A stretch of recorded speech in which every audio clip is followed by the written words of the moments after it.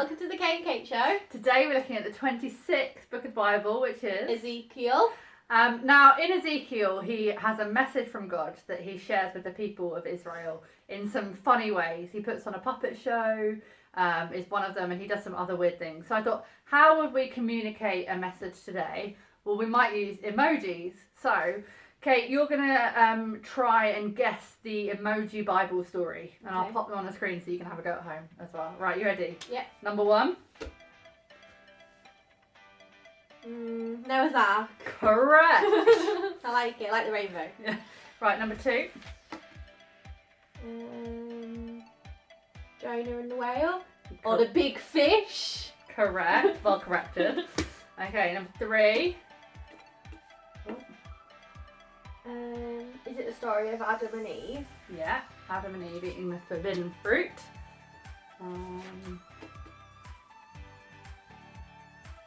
Daniel? Correct. Daniel and the lion's den. You're racing through these. Okay.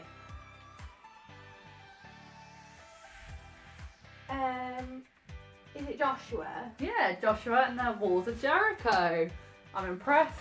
Okay. I've been listening. Yeah. Oh no, wait, I spoke too soon. This isn't one that we've done. Is it Revelation? No. It's not one we've done so far. Water. When Jesus turns water into wine. Correct. Okay. Ooh. This will test if she's been listening to the Kate and Kate show. This is, I think, the biggest clue. Is it Ruth? Yeah! It's the whole book of Ruth in 1, 2, 3, 4, 5, 6, 7, 8 emojis. I was impressed with that one. Okay, last one. When Jesus feeds the 5,000. Correct! Well done! There's how we might communicate some of the Bible messages using emojis. Let's learn about Ezekiel and what he had to communicate with the people of God. The 3 key phrases from the book of Ezekiel are captive priest, punished sin, and future temple. Ezekiel was a priest who was held captive in Babylon, who God commissioned as a prophet to tell the Israelites that they had broken their covenant agreement with God by worshipping false gods and practicing injustice. God wanted Ezekiel to warn the people that all Jerusalem, including the temple, will face destruction. Ezekiel tried all sorts of ways to get God's message across, but no one listened. In fact, their rebellion was so offensive that another vision showed God had left the temple where elders, who should have been worshipping him, worshipped statues made of gold. But God hadn't completely abandoned his people.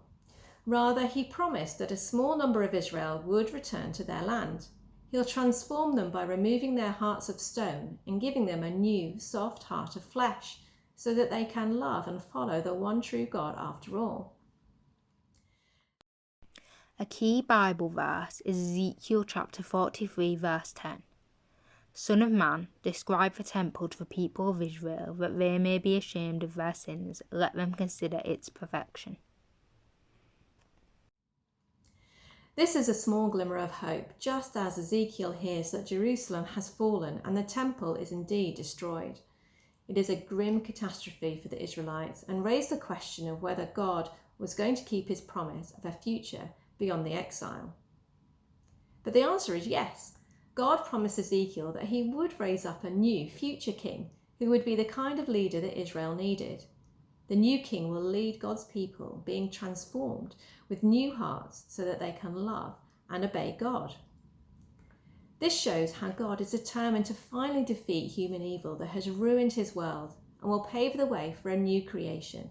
He will bring about a cosmic restoration which Ezekiel gets a glimpse of in a new symbolic vision where there is a new temple and a new city, larger and more majestic than the one that has been destroyed, where God returns to live with his much beloved people in his kingdom.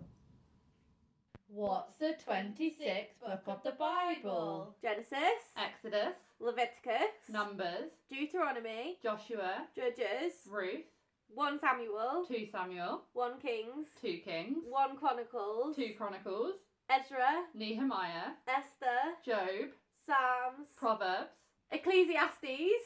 Song of Songs. Isaiah, Jeremiah. Lamentations, Ezekiel.